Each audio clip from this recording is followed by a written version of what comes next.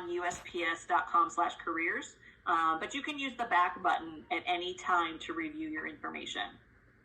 And then finally, finalizing your profile, that then will become what is used to apply for positions. Couple of special notes here to remember. Hit the save button once you complete each section of your profile. Otherwise, your updates will be lost. So let's say you started a new job since the last time you applied for a position, and you go to the work experience tab and you put the newest job in there. And then you remember, oh, I attended this training class last month, and you want to add that. If you do not hit save on that work experience before you move to the training, the information that you put on that work experience tab will then be lost. Again, spaces are included within the character limits, so keep that in mind. Do not include the verbiage of the individual requirement within your KSA, because that will use up a lot of your valuable space for demonstrating your requirement. And you can just simply use like the number or the letter to indicate what requirement you're demonstrating in that narrative. All right, let's talk about navigating through eCareer. So after you log in, you can then search for positions using different queries. If you are logging in through USPS.com, however, you can really only search by location, functional area, or keywords. So if you want to use these functional areas in your query, that would be something such as administrative support, communications, marketing, that sort of thing. Hierarchy level is carrier, middle management, nurse, etc. Contract type, that could be career, MHA, CCA, and then locations obviously are all 50 states plus the District of Columbia. For our supervisor positions, we recommend that you search the keywords supervisor or SUPV. At a minimum, consider narrowing your search to a location. All these fields are optional, but the more you enter, the more you're going to narrow down your job search. And if you look on the screen, you'll see that there's a little tray on the right-hand side. It automatically will return 100 jobs that match your search, if there happen to be that many. But if you would like to increase that number that is returned, you can hit that little tray. It'll give you the drop down right there, and you can increase that maximum number. We recommend no more than 900 because you do have to still apply to each position individually. Now, once you hit that return button and you get the rest of your job search narrowed down, you can apply to one position at a time. So you would select that box next to the position that you're interested in applying to, and then you click on Apply Display Application. And from there, what happens is the application that you entered, that profile information, you can see it's kind of down there at the bottom. There's each tab at the top. That is where you would then go ahead and update to make sure that your application matches what is listed in the vacancy announcement. When you're applying through light blue or blue, references can only be added when you apply for a job, and then they will be carried over to your next application.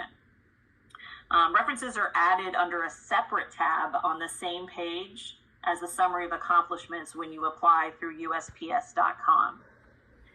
Now, every application is different, so I highly recommended that you go through each part of your profile. Most importantly, that summary of accomplishments, in order to ensure that you have the most up-to-date and current information on your application.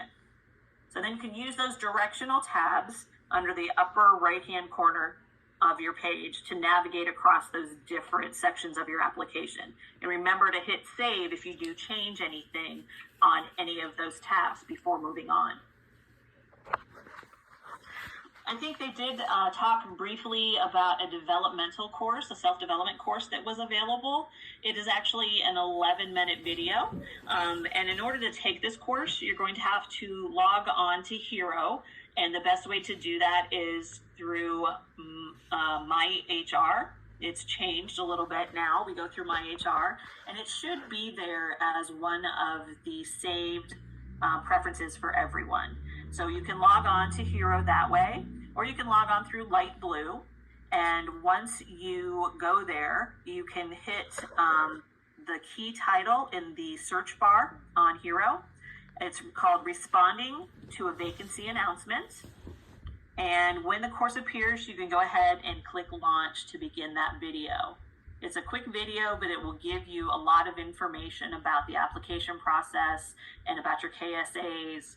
And it's a really good video for you guys to watch. So take a picture of the screen if you want to remember or write down the name of the video. And for additional support, your district workforce planning team is always available to support your hiring needs. So your district employee development team is available to support your career development needs as well.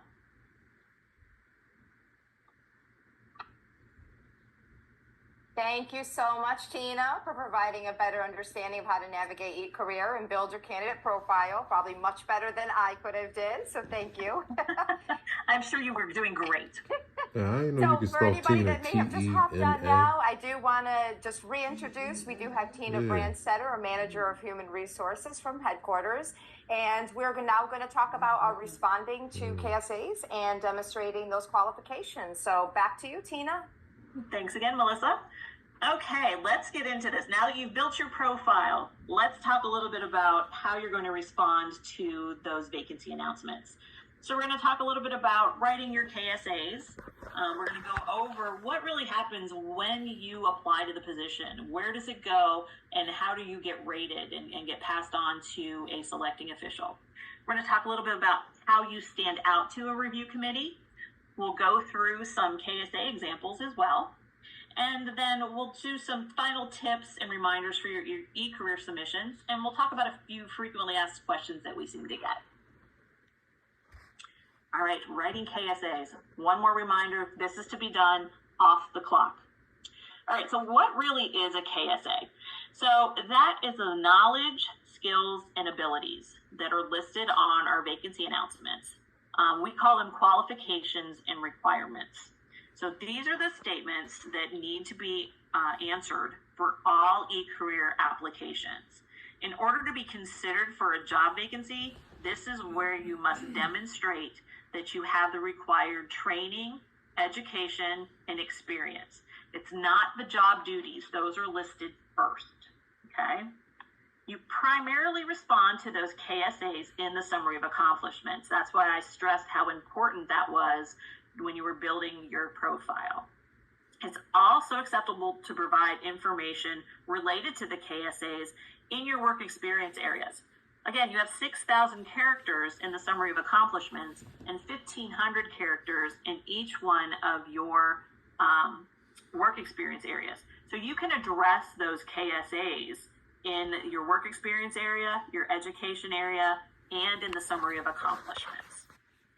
So often employees are going to look at the requirements and think through an example that will demonstrate how their experience relates to it. So that's what you want to think about when you are answering those KSAs. You want to make sure, wait, we're not done with that slide yet. Okay, you want to make sure that your narratives are clear and concise. Okay, remember that 6,000 character limit, and you want to use action verbs such as manage, collaborate, improve, direct, and deliver. And you want to write your accomplishments out in Word first so that you can do a character count and a spell check. All right, now next slide. I'm definitely recording it, yeah. Okay. So when you are writing these KSAs, I want you to keep in mind the 4 whats. So make sure that you understand what is the knowledge, skill, or ability that you need to address. What is that requirement asking you about? Think about the position or even positions where you use that specific KSA.